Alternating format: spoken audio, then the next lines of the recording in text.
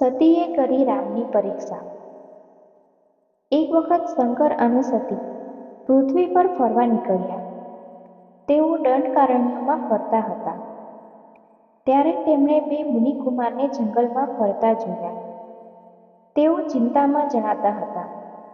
તેઓ કોઈકને શોધી રહ્યા હોય એમ લાગતું હતું. તેમાંના એક મુનિકુમાર હે સીતા, હે સીતા એવી બૂમો પાડી રહ્યો હતો. તેઓ રડી રહ્યા હતા. તેઓ રસ્તામાં આવતા ઝાડ, પશુ, પક્ષી, પહાડ, તળાવને સીતા વિશે પૂછી રહ્યા હતા. ત્યારે શંકરે તેમાંના મોટા મુનિકુમારને દૂરથી પ્રણામ કર્યા અને શંકર બોલ્યા, તમારો જય થાવ. આવું જોઈને સતીને ખૂબ નવાઈ લાગી. સતી, મહાદેવ, તમે તો દેવોના દેવ છો. બધા દેવોમાં તમે મોટા છો. તો તમે શા માટે આ મુનિકુમારને પ્રણામ કર્યા?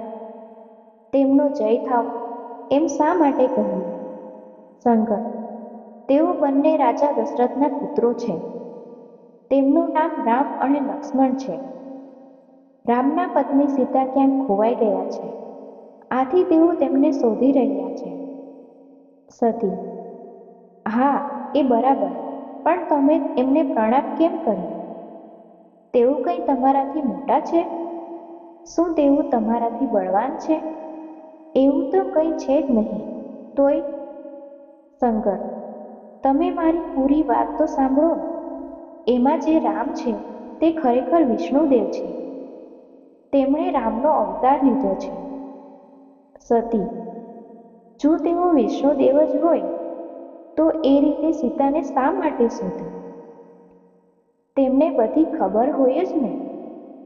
શંકર, હા, તમારી વાત સાચી છે. પણ હાલ તેઓ રામનો અવતાર ધરી પૃથ્વી પર આવ્યા છે. બાકી તેઓ છે તો વિષ્ણુ જ. સતી, જો તેઓ ખરેખર વિષ્ણુ હોય તો શું તેઓ આવી રીતે રડે? શું વિષ્ણુ આવી રીતે જંગલમાં ભટકે? શું તેઓ આવી રીતે ઝાડ પાનને પૂછે? શંકર, જો તમને મારી વાત સાચી ન લાગતી હોય તો તમે રામની પરીક્ષા કરી શકો છો. સતીને શંકરની વાતનો વિશ્વાસ ના આવતા તેમણે રામની પરીક્ષા લેવાનું વિચાર્યું.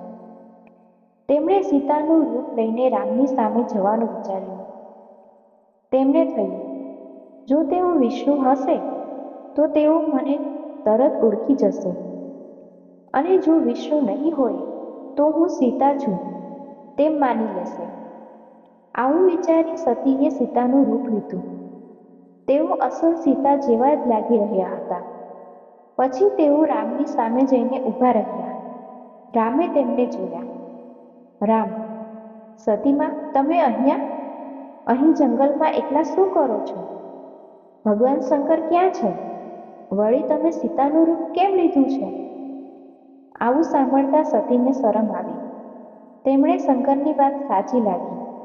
રામે તેમને ઓળખી લીધા.